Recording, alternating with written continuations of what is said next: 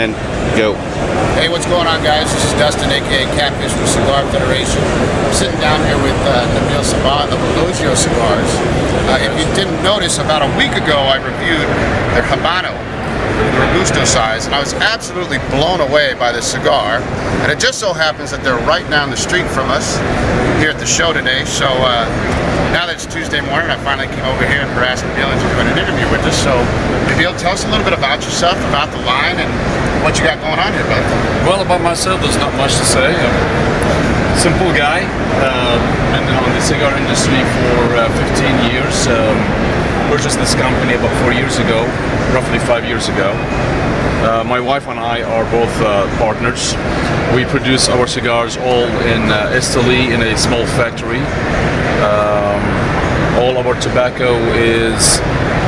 Most of our tobacco is purchased from smaller farmers, and the wrappers are grown for us, the LSV in Ecuador. Same thing with the Habano wrapper.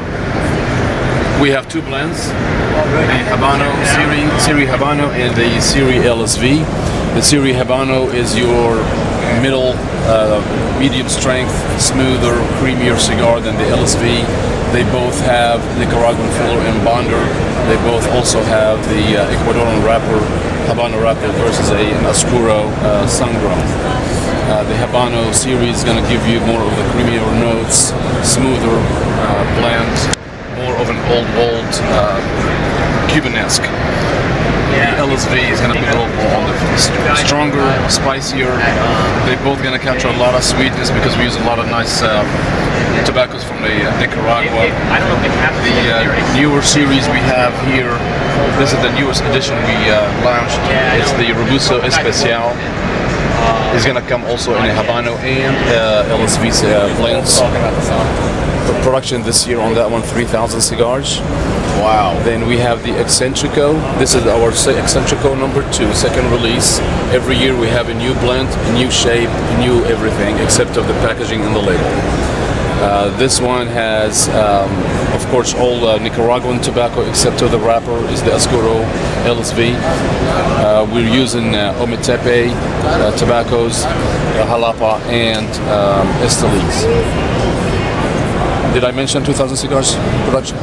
No. Okay, 2,000 cigars for this year. Wow. Excepcionales. This is a big monster.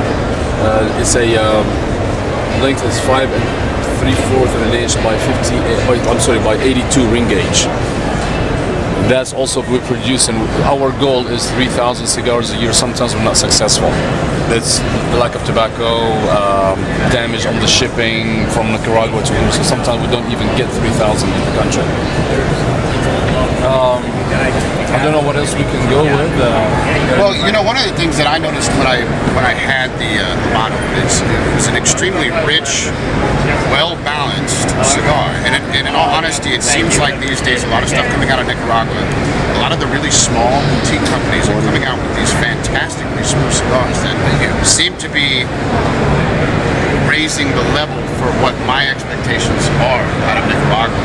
Do you think keeping your production levels that low really helps you keep more control over the blend? Well, the low production obviously helps us keep the blend, keep the consistency in all aspects of the cigar. Yeah. Our goal is to grow a little more, but again, we are not gonna get huge. We don't want to, we can't. We just simply cannot. We are gonna expand our production. This year is 50,000 cigars. We're probably gonna go up to 75,000 cigars next year. And the reason is we're going to keep the same blend, and we're not growers, we don't have our own farms to grow the tobacco. It's not as easy for us to access all the tobacco we need.